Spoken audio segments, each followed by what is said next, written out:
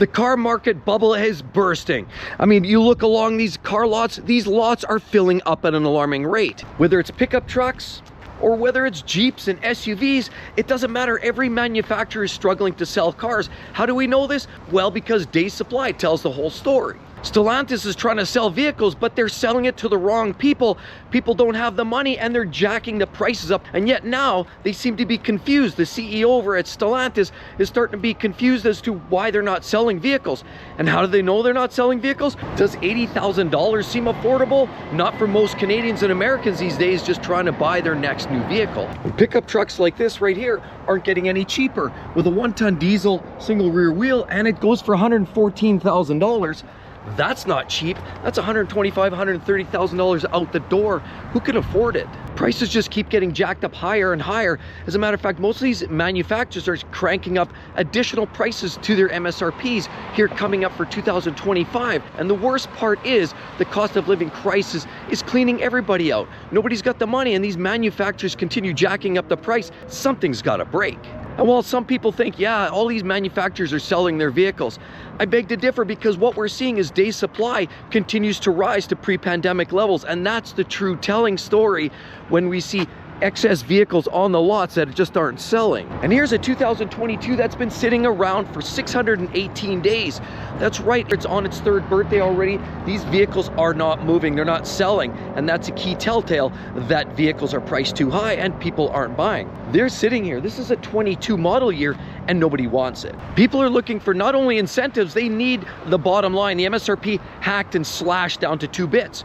But on top of it, did you realize the average car payment today is over $700, almost fringing on $800, and the average purchase price of a new vehicle is about 47 grand. Now, for some odd reason, these Jeep Grand Wagoneers and Wagoneers are selling much better than most of the other Stellantis products like these, but these aren't selling. Nobody's buying them. They can't afford it. And Stellantis, composed of Jeep, Dodge, Chrysler, and Ram, have been unruthlessly untying the purse strings and charging an ever-increasing amount of money for every one of their vehicles, making it almost cost prohibitive for your average buyer to get into a new vehicle. And more expensive vehicles. Did you realize that almost 20% of the car loans today are up to $1,000 a month? As a matter of fact, we're seeing significant amount of people going into Hawk for vehicle car loans of $1,500, $1,800 for a monthly payment. And then we're not even talking about a Porsche or a Ferrari. We're talking about mainstream everyday vehicles that you see driving on down the road. Fords, Dodge, Jeeps, Chevys are all vehicles that you see each and every day, and there's many people getting into Hawk by serious amounts because of the significant increases in base MSRP of most of these vehicles in the last 4 years. On one hand, dealers are trying to crank up their prices, and on the other hand, people don't even really have a place to sleep. And then car companies like Nissan, like these for example, are selling. But that's only because they're heavily incentivized. There's all kinds of discounts, cash back, and as well, interest rates are absorbed into the cost of a lot of these new vehicles, which pulls people into the vortex, and people are buying these. But because they're so heavily incentivized, Nissan is actually down 99. That's right, 99% of their profits wiped, because they're giving away all their profits just to move vehicles like this down the road.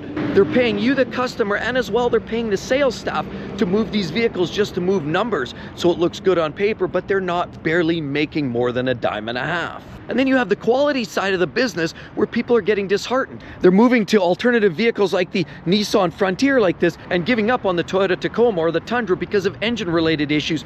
And companies that once were heavily trusted are now becoming those that, do I even want one of those? Electric vehicle sales are also down, clearly an indication that people are rejecting the very thought. Now, while the growth is still there, there are vehicles selling each and every day. Tesla's moving vehicles, and every non-Tesla brand are selling electric vehicles. The fact remains is a lot of these manufacturers are realizing, hey, they're not selling like we thought they would, so we better heavily incentivize this. And they're actually losing a significant amount of money on the sales of each and every one of these electric vehicles, but they're doing it just to stay in the game. And even Ford, with some profit challenges, they were on the verge of bankruptcy. And would you believe it, Ford's cranking up prices on a lot of their products, which is absolutely ridiculous.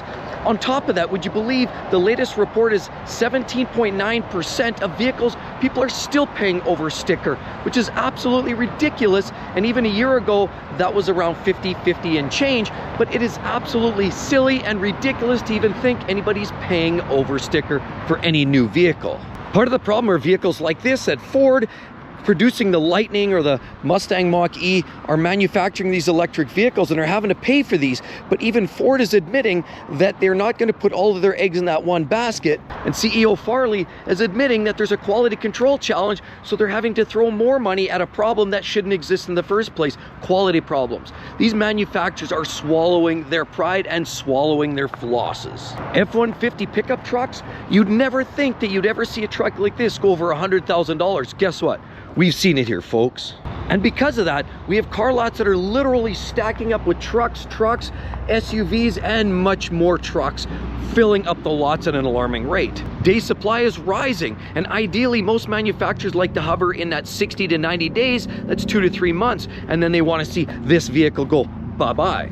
But that's not happening. These vehicles aren't selling, and now a lot of these OEMs and manufacturers are holding on to these vehicles for 150, 200 days, and I showed you over at Stellantis Rams that are hanging around for over 600 days. And I've been screaming at customers to fix what they've got, make it last, delay, wait. But the worst thing is there's a lot of customers that are out there buying, they're shopping for vehicles, and they're spending these top dollars, and they're paying over sticker, and that is one of the big contributing factors to this market bubble, which, by the way, is about to burst. We're starting to see heavy incentives. As a matter of fact, some record incentives are hitting the market. People are buying these vehicles under incentives, and in some cases we're seeing the next model year 2025s coming down, and they're repriced at a lower number than their outgoing 2024 counterparts, i.e. CDJR. And while Fords have the budget and put extra cash in the kitty to pay for all of the defects and all the faults that they're having with their vehicles and the recalls, they're also admitting that they're going to retract on the output of a lot of their electric vehicles. On top of it, now we look at Chevy, and they've got their own can of worms. Here, obviously, we have a Chevy Silverado. Yeah, you get a basic tow there, and of course, it's a 4x4.